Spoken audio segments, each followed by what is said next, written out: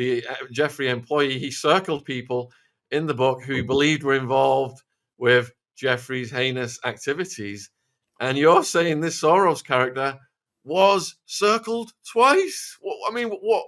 How monstrous does that indicate your behavior must be?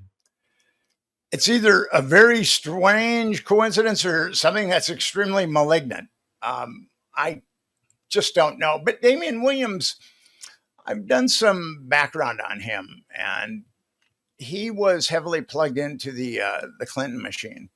And I think that he got tainted while he was working for the Clinton machine.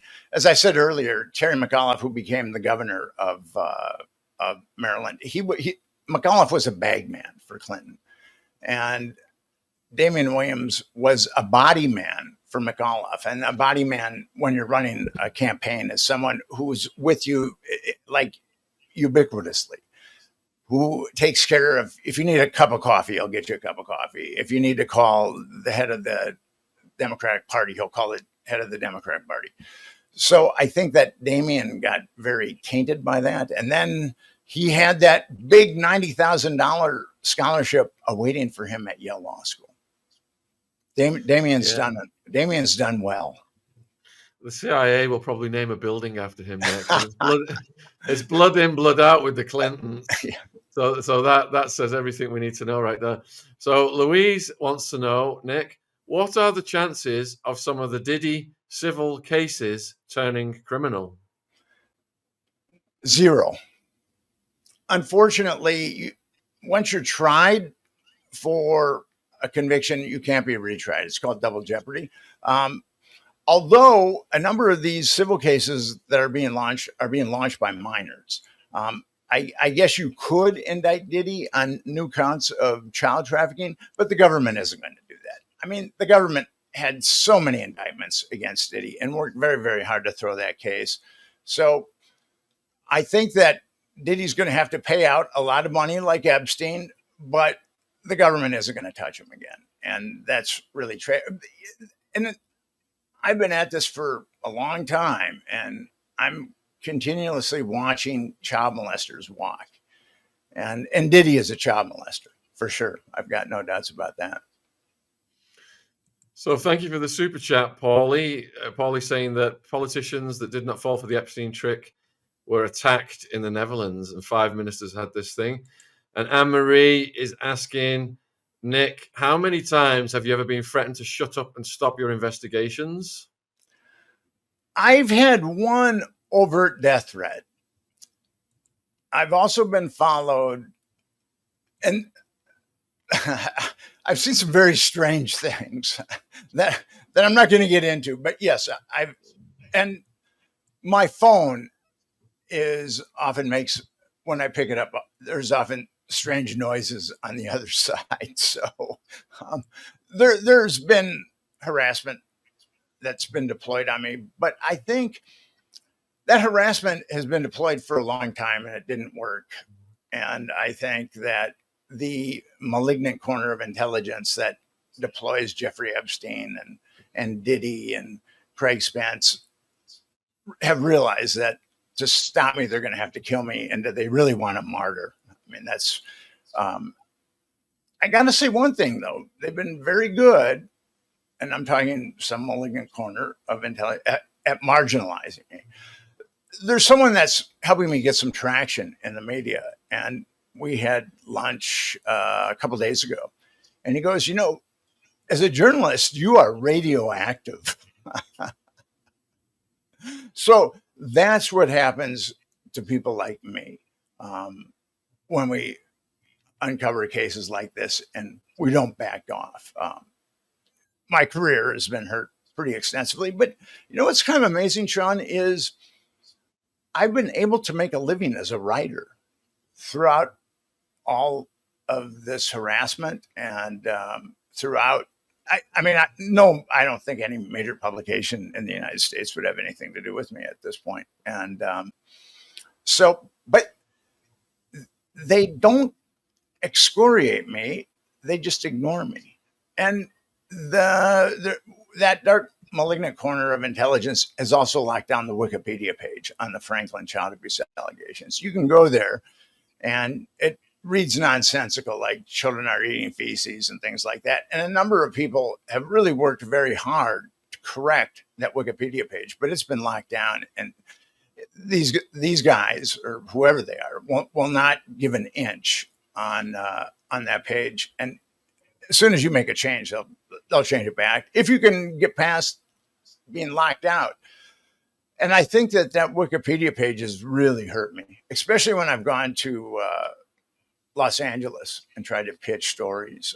I found that people in LA don't really read a lot. I know that that's kind of a gross generalization, but I can give you an example that's actually kind of funny. I had a friend who got into showbiz, pretty young producer, done really well. And then he had some chemical dependency issues that kind of set his career back.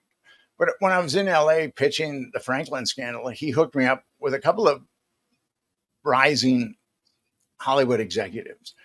And I met with one of them, and then the guy who introduced me to them forwarded an email that they had sent him about me.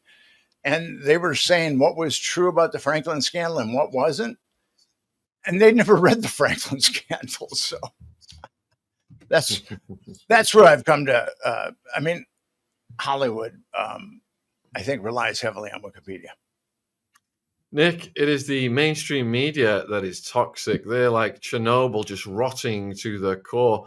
And it's a badge of honor that they don't want to be involved with you because they're on their way out anyway. And the new media is taking over. And your authenticity, just, you said that you're making a living. Of course you're making a living because your authenticity is your karma. And your karma is always going to see you through when you're doing the right thing.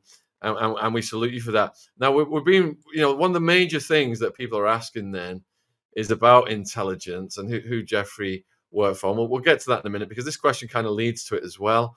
Why isn't Wexner being investigated by the FBI? Because we interviewed Maria Farmer. She had a lot to say about what happened at the Wexner properties. Well, Wexner has that connection to the CIA via, I think it's Southern Air Transport, and also big time connections to the mafia. So he is someone that is one of the oligarchs that is being protected for sure. I've got no doubts about that. I wrote an article for Sheer Post, and I really get into all his mafia connections.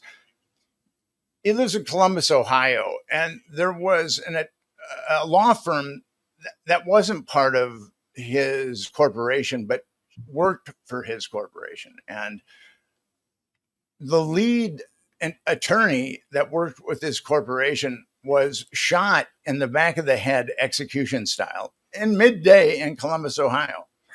222 bullets to the back of the head.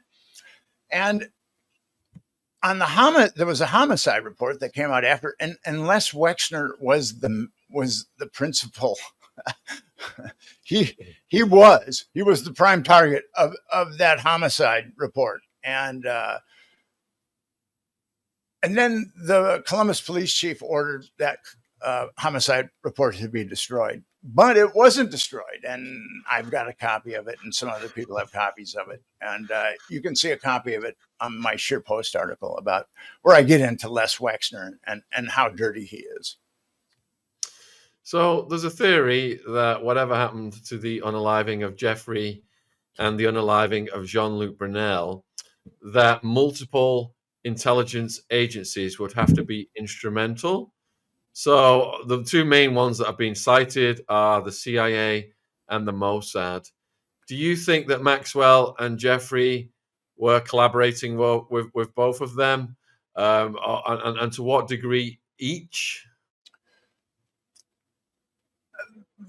Epstein and Maxwell, Maxwell's father was definitely hooked up with Israeli intelligence and probably some other intelligence too. I think Western intelligence used him also. And people ask me this all the time. And my belief is Epstein very well may have been working with the Mossad, but I really don't think that the CIA is going to let the Mossad compromise American politicians on American soil without getting a cut of that intelligence. And I think that they work together. It's kind of like the Gambino family and the Genovese crime family. They're crime entities that work for their best interests. And I think that if Epstein was in fact working with the Mossad, that he was also, that the CIA or whatever dark malignant corner we've been talking about gets a cut of that intelligence too. And do you think that, there are so many people compromised in politics on both sides that if they did tell the public the full extent of what Jeffrey and Maxwell were up to, it would just cause a capitulation in the faith of the system? Well, I think that the system has been, according to Americans, very shaky for a long time. I mean, a lot of Americans are very, very skeptical of their government. I think that was the lure for Donald Trump, that he was an outsider and he was coming in on a white horse and he was going to drain the swamp. I think that we're learning something a little different about Donald over Jeffrey Epstein, but we've got to clean our system out of this, or else they're going to just take us off a cliff. And the wealth polarization is unbelievably egregious. The rich are getting richer, the poor are getting poorer. During COVID, there was a new billionaire that was minted every day, while regular Americans were losing their jobs and their businesses. So I think Americans are very, very skeptical. And Donald Trump promised them transparency. And conservatives are very, very concerned about child abuse and child trafficking. I think that the conservatives, at least from my experience, conservatives are much more concerned about that issue than progressives. And when he promised to be transparent about Epstein, and he's done nothing at all to be transparent about Epstein, I think he's lost a lot of his mega base. And with that document that came out last week, where he said, where the Department of Justice and FBI said that Jeffrey Epstein hadn't pandered a child to anybody and Epstein wasn't involved in blackmail, that was so ludicrous. And no one signed it. No one was going to take the fall for that document. Not Bondi, not Patel. And people believed in Patel and Bongino. And then Bongino, he was questioning Epstein's death. And then all of a sudden he becomes assistant FBI director. And he's, they released that ludicrous video that proves that ostensibly proves that Jeffrey Epstein didn't kill himself. I mean, the Bureau of Prisons took so much heat for allowing Jeffrey Epstein to kill himself or get killed or whatever the deal was. If they had any kind of proof that Jeffrey Epstein had committed suicide, they would have laid it out in 2019. But they didn't. And then the FBI releases this ridiculous video footage that's even been edited. I mean, how stupid do they think we are? I mean, that's one of the things. I mean, the thing about America, I love America. I'm an American. And the ideals that America were founded on were just, I think we were well ahead of most countries as far as humanism. And I love America, but people have been lied to and lied to and lied to. The congressional approval rating is like 10%, something like that. We, as Americans, we need to change. And I'm hoping that people will flock to Epstein justice. They are now, which is great. And we keep going because together we can make a change. There's over 320 million Americans. If we had 1/3 of 1% join Epstein justice, there would be 1 million of us. There would be 1 million of us that show up in Washington, D.C., screaming we want transparency. And that's unfortunately what it takes. But labor rights, that movement took a long time. It was not easy. Civil rights was not easy. Women's rights were not easy. And gay rights, there was a real battle there. So now it's time for children's rights. Children have the right not to be molested and sexually abused, and their abuse shouldn't be covered up by the government. I mean, that's where we need to start. We've obviously got a pandemic with child abuse in the United States, but at least we've got to get the government out of covering up child abuse. And then I think that we can work on other aspects of it. But that should be like the first move if we're going to have it. Children's rights is getting the government out of covering up child trafficking or being involved in child trafficking. I've just put the Epstein Justice link in the live chat. It's also in the description box. So for 6 years, Nick, they told us that the cameras didn't work and that the guards fell asleep simultaneously that unusual night. And then all of a sudden they got a video that's got at least a minute missing. I mean, did they think that the public are just so stupid they'll swallow anything that the government puts out? Well, we're seeing a huge backlash now. And I think that our government realizes that we're not that stupid. And I think that the Trump administration, when they released that documentation by Bondi and she said that she'd been bamboozled by the New York field office, I believe that people in the Trump administration thought that that was going to be enough. That's why they put the white elephant in the living room. They had no idea of how edified Americans are about this issue. And I think they made a major miscalculation, really underestimating the intelligence of Americans and also their edification about this issue.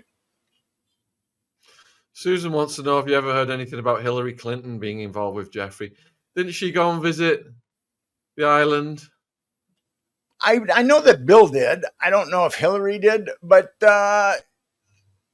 there's that picture of Chelsea's wedding where you've got the proud father, Bill Clinton, that paragon of integrity, ushering his wonderful daughter down the aisle. And there's a picture of Ghislaine Maxwell about 7 rows back with her head poking out. So obviously the Clintons and the Clinton Foundation took money from Epstein after Epstein was a convicted pedophile. So I think that the Clintons and Jeffrey Epstein, I think that they were very friendly towards one another.